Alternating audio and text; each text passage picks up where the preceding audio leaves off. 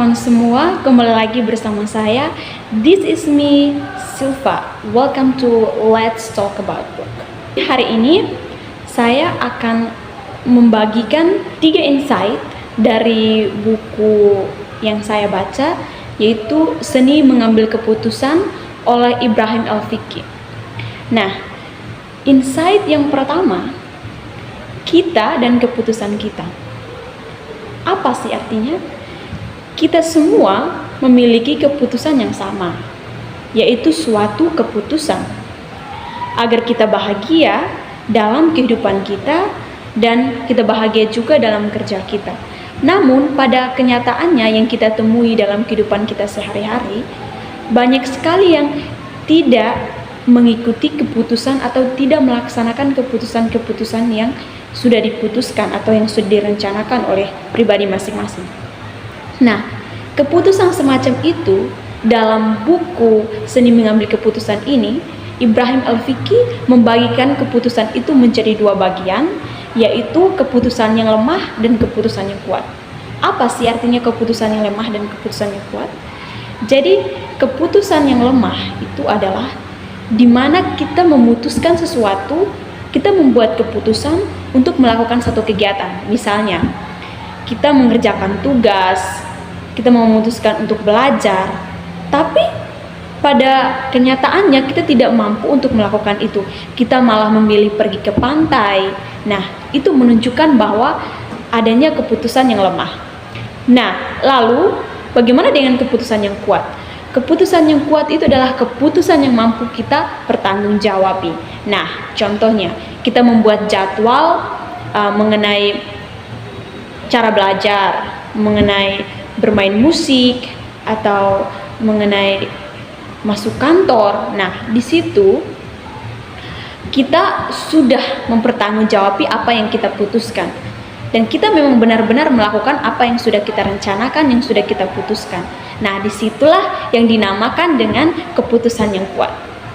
Nah, jadi kamu termasuk keputusan yang mana? Keputusan yang kuat atau keputusan yang lemah? Insight yang kedua, di dalam buku tersebut, Al-Fiqi menyertakan kisah yang menarik, teman-teman, dari 2 ekor katak yang jatuh ke dalam wadah yang dalamnya itu berisi susu. Nah, lalu keduanya itu berusaha keluar dari wadah tersebut, tapi sangat sulit. Yang satu menyerah tenggelam, sedangkan yang satu lagi ia terus menerus berputar-putar di dalam wadah yang berisi susu tadi, teman-teman, hingga air susunya itu berubah menjadi krim.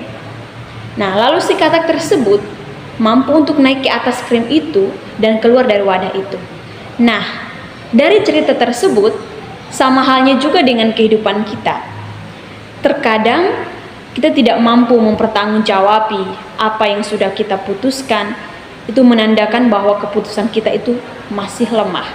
Nah, namun dalam kisah tersebut ada satu katak yang berusaha berputar-putar dalam wadah yang berisi susu tersebut untuk keluar dari wadah tersebut. Nah, itu menandakan bahwa ia bertanggung jawab atas apa yang sudah ia lakukan, atas apa yang sudah ia putuskan.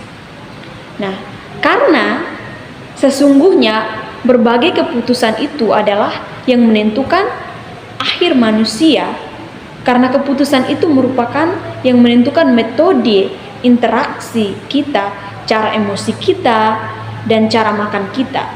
Keputusanlah yang menentukan gaya kita berbicara, duduk, bekerja, atau bertengkar.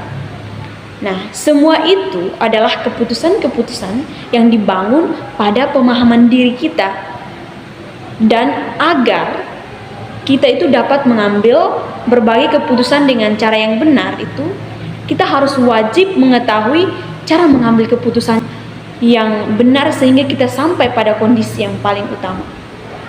Jadi maksudnya apa, teman-teman? Kita yang memutuskan apa yang harus kita lakukan pada hari ini. Misalnya, kita memutuskan untuk pergi ke pantai lalu berfoya-foya. Nah, itu keputusan yang kita buat berdasarkan pemahaman diri kita, berdasarkan apa yang kita pahami, lalu kita memutuskan itu. Nah, Jadi, untuk membutuhkan keputusan yang benar-benar itu, kita harus mampu untuk melihat atau harus mampu untuk membuat keputusan yang memang benar-benar punya dampak yang sangat besar bagi kita. Nah, insight yang ketiga, what is the solution? Apa sih solusinya, teman-teman? Jadi dari buku Seni Mengambil Keputusan ini, saya membagikan 2 solusi berdasarkan buku yang saya baca, yaitu yang pertama, solusi bagi kita berdasarkan buku itu adalah kita harus mampu mempertanggungjawab.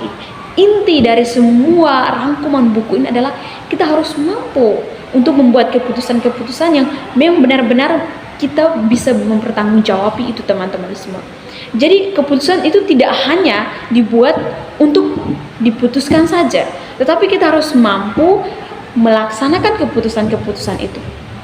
Nah, karena justru keputusan-keputusan yang kita anggap kecil, misalnya kita berolahraga, salah satu contohnya. Ketika kita memutuskan untuk berolahraga, banyak orang menganggap enteng bahwa berolahraga itu sesuatu hal, misalnya lari, sesuatu hal yang sangat tidak efektif atau yang sangat tidak dibutuhkan oleh banyak orang karena itu membuang banyak-banyak waktu. Tapi kita tidak tahu, teman-teman, ketika kita sudah beranjak ke usia lansia itu, kita mendapatkan banyak-banyak penyakit. Ya karena itu keputusan yang kecil dianggap sebagai suatu keputusan yang tidak penting. Justru keputusan-keputusan kecil itulah yang dampaknya itu sangat besar. Nah, itu jadi kita harus mampu membedakan itu. Nah, lalu yang kedua, berpikirlah sebelum mengambil keputusan. Jadi, dalam buku tersebut, karena apa yang kita putuskan hari ini itu berasal dari keyakinan kita. Apa yang kita yakini hari ini itu kita putuskan. Oleh karena itu, kita harus benar-benar yakin terhadap keputusan itu. Karena itu sangat berpengaruh besar terhadap hidup kita. Nah, dari keyakinan kita, pemahaman kita mengenai diri kita, dan pengetahuan terhadap berbagai hal. Oleh karena itu, disarankan kepada teman-teman semua, buatlah keputusan yang memang benar, karena apa yang kita putuskan pada hari ini menentukan hidup kita atau mengubah hidup kita ke arah yang lebih baik. So, itulah 3 insight yang bisa saya bagikan kepada teman-teman semua. Jika teman-teman merasa informasi ini penting bagi teman-teman semua, tolong tinggalkan notifikasi dan juga subscribe dan like video ini. Bye-bye.